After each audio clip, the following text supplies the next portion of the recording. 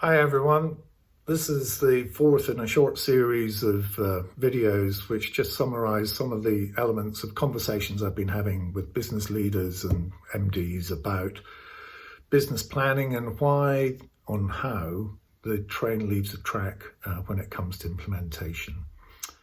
The point I'd focus on today is analysis paralysis. Too often in the planning process, we become consumed by side issues and overinvest in the time and energy to get answers to these really quite secondary questions. It's as if we're just splashing about in the shallow end of the pool and not really making any significant progress.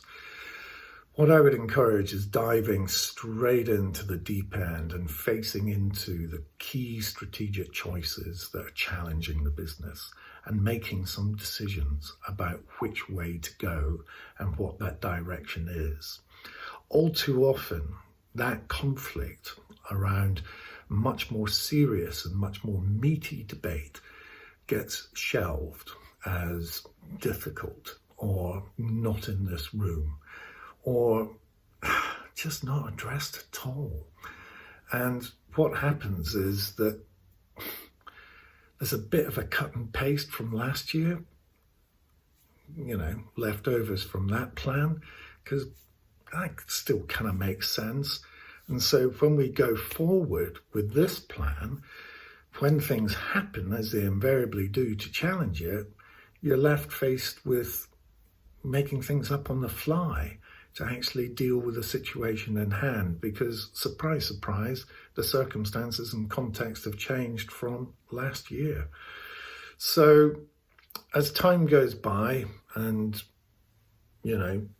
this happens, it's very often the case that the idea catches the blame for the poor execution that unfolded, when in actual fact, it was the planning process where you allowed yourself to be self-indulgently sidetracked or failing to face up to some tough choices. My advice, watch out, don't sweat the small stuff. Hope that helps.